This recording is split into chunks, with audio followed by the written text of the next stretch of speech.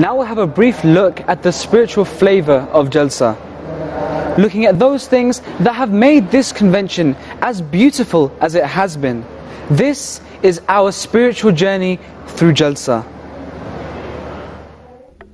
Jalsa Salana is a time when Ahmadi Muslims from all over the world congregate to enhance their spirituality, brotherhood and allegiance to Khilafat. Our new converts, the brothers that have joined the community, that's the first thing they say, that the experience of Jalsa is unbelievable. You know, you cannot feel that spirituality anywhere in the world. Jalsa Salana is a time of worship and contemplation, a time for reflection, an opportunity to meet fellow Ahmadis and create new friendships, a time for sharing, caring and being charitable.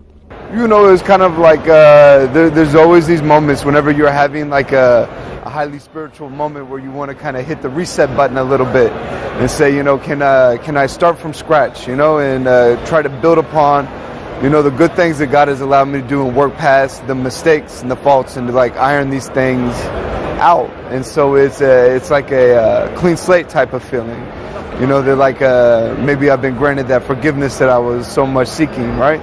Along with everybody else. And whenever you get to share an experience like that, it's you know, it's a very humbling experience to share this in public. So also a lot of humility with it as well.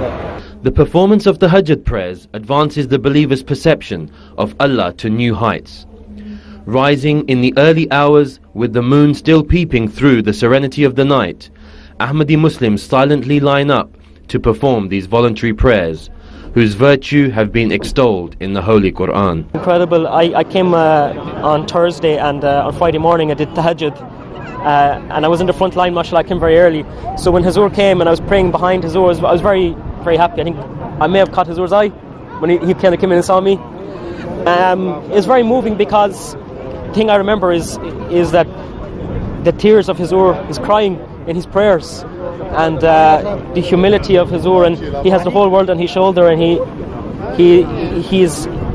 you know, the Amir al-Mu'mineen, the Khalifa of Allah, and here he is crying in front of Almighty God, and the humility of that man is incredible. Salat worship at Jalsa Salana is all the more special as believers gather as one behind their beloved Imam, His Holiness Hazrat Mirza Masroor Ahmad, to worship Allah the Almighty. Offering prayers in such a large congregation is a special feeling. You know, I remember the first time I heard everybody drop down on these wood floors, and I had never prayed in such a large group, and it was I don't know, it created like a type of awe to hear you know, so many thousand people's knees hit the wood at the same time.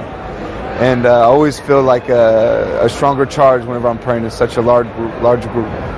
When I came here on Thursday, and I was very tired, and I lay down, and straight away, like, I had a dream. It felt like I was awake, and I saw that there was a river running through the whole area of clean, pristine water.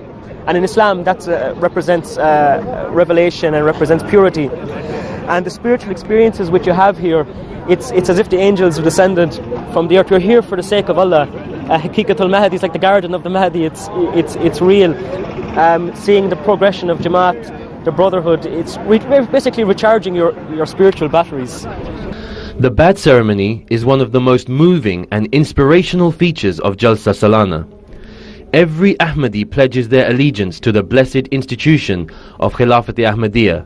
Linked together as one Jamaat, to one hand, Ahmadi Muslims affirm their commitment to 10 conditions of the Ba'ath. This year's Jalsa, for a long time I've been researching about the Promised Messiah and about whether I should accept the Promised Messiah, if that's God's will for me, if that's what He wants me to do. And it's been building up to kind of a climax, and so with this Jalsa I was able to take a bit of time and a bit of space and talk to God and feel like I was able to do that step for God. So I was positive. I just wanted to do it for God. I just wanted to do whatever was right for God. So I prayed a lot.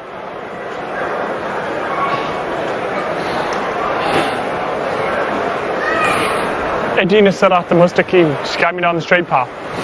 And from that, then I just wanted to do it for God and not for anybody else, and not for any human being, and not for anything like that. And I was felt comfortable and capable of doing that.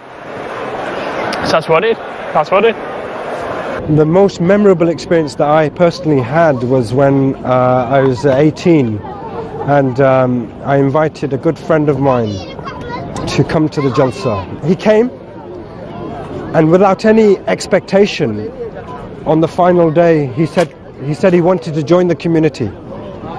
And it was such a great shock to me personally, because there was no expectation of that. But he said, just by meeting the brothers from all around the world here at Jalsa, he said, I have to be part of this community. The promised Messiah alayhi salam described Jalsa Salana as no ordinary gathering.